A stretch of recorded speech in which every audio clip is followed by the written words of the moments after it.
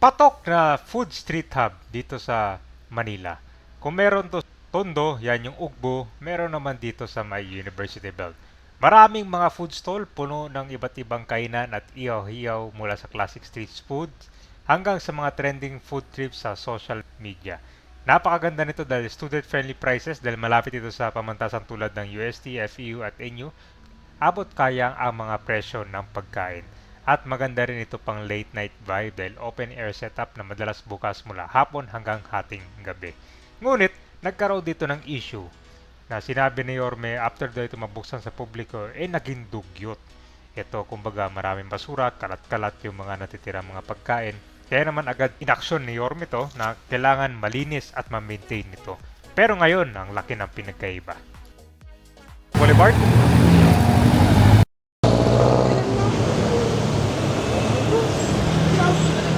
Ngayon kami puntahan natin tong Food Bazaar Noval Corner de Los Santos kasi ito ba naging controversial yung Food Bazaar doon dahil marami nagre-reklamo na bakit daw naging dugyot kasi doon ba maraming mga pagkain doon, maraming agad sinabi ni Mayor Isko Moreno na dapat malinis yan kundi isasara.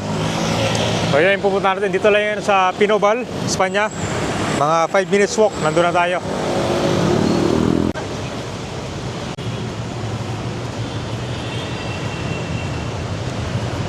So itong pupunta natin kabayan, ito yung mala Ugbo style doon sa Tondo. Yung maraming mga iba't ibang varieties ng mga pagkain. Yan ang gaganti. Usually mga pang snack to guys eh. So maganda at least kasi dito maraming mga customer rin naman. Dahil nasa tayo, University Belt.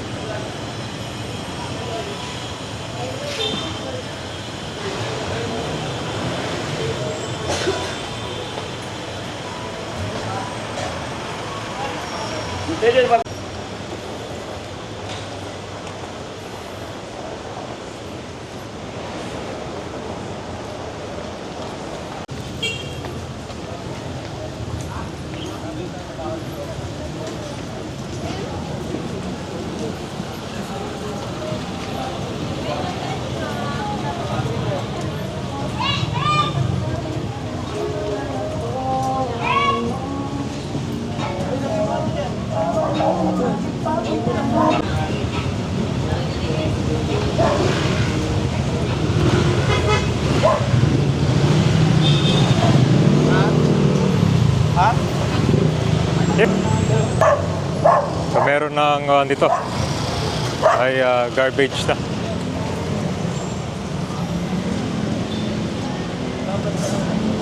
Saan? Dapat dito.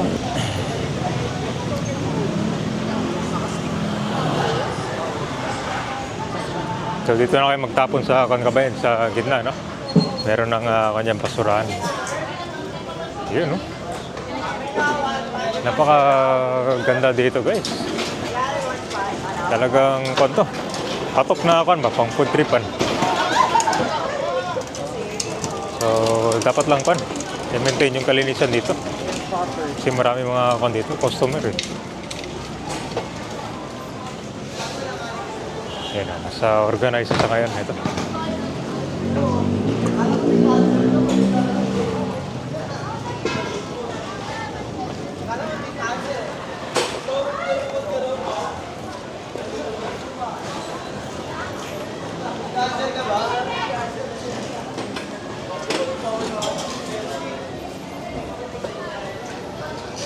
Ito guys, nauso itong mga patok na mga kainan kabayan. Nakikita nyo sa Quiapo, sa ibang lugar. Dito, meron din sila mga branch. At yan, mga may branch dito. Saka sa Pasig River Esplanade, meron din, madami to.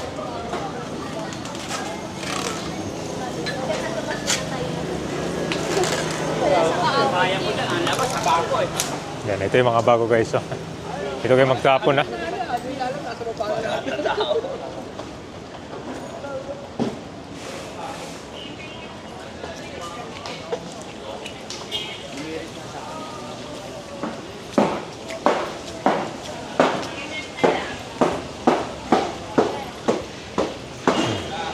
Saka yung mga merong yellow line dyan guys, hanggang doon lang yung pwede ilatag ng bawal dito sa gitna kasi ano yun, obstruction na. Mga tao lang dito. So ano masabi nyo kabayan sa revamp na inayos sila dito, no? May mga ako na pala dito, task force, yung mga naglinis, siguro part ng mga kanto sa barangay. Ito yung bago itong malaking trash ban, no? Okay, maganda dito guys, oh. Mura din yung mga pagkain nila. Tignan natin yung price dito. Ayan, oh, meron ng chow fan 20 pesos. Lagi kami nandito. Palakart 150. Lechon horno. So kung ano to, pang ba, budget meal.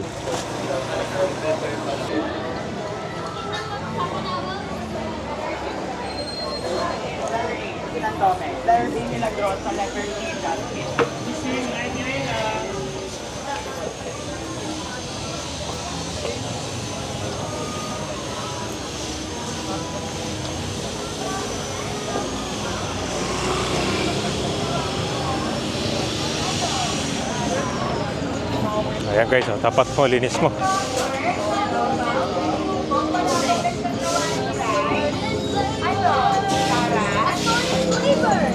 tikman na!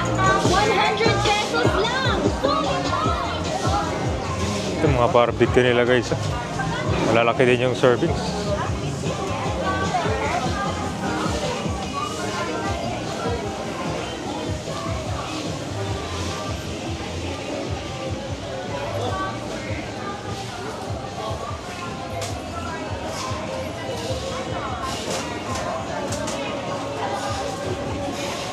Sarap pala itong crablets. Eh.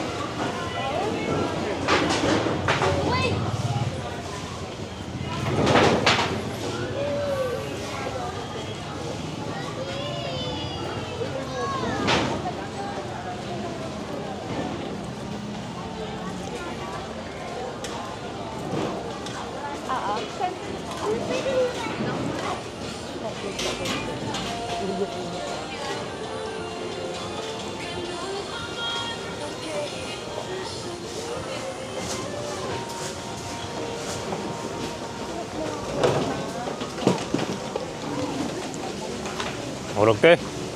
Ano to? Sushi? Wow.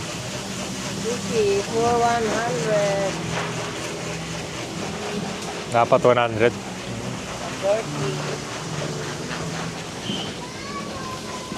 Ito naman guys, ay, mayroon din palang brand sinenimbi dito. Hungarian sausage.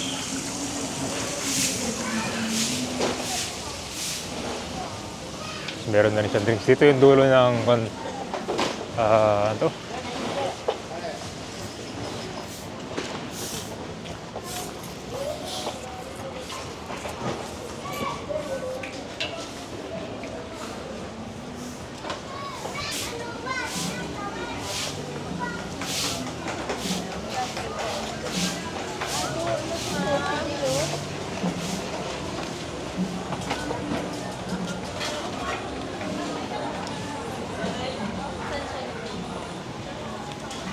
Kasi hindi mo man lang pinaisip.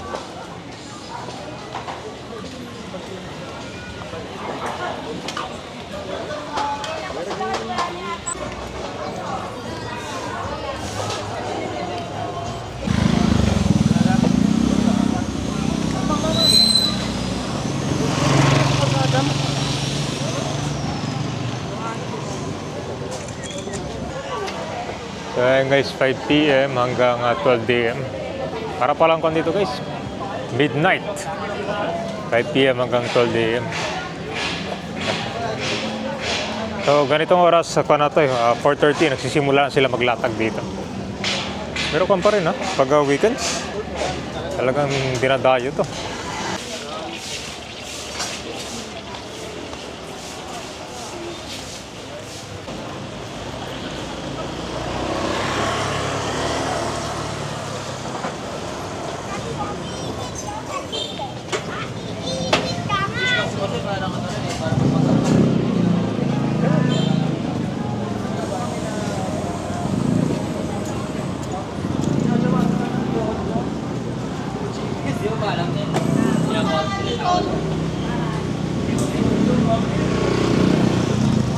Bakit hindi nyo nilabas yung ilaw? Wala. Wala ka dito.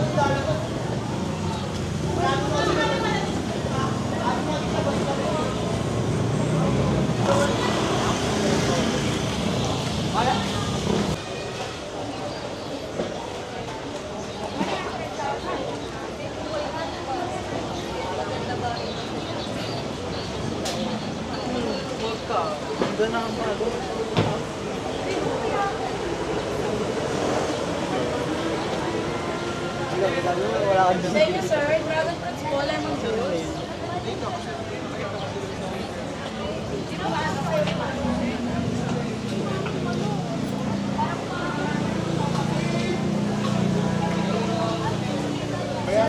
Kasi yung dati tent kayo kulay blue, may nakalagay yung Christian Ali, Oo. number 1.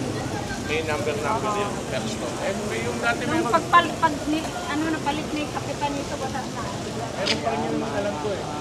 Lahat, pinalitan. Pinalitan lahat.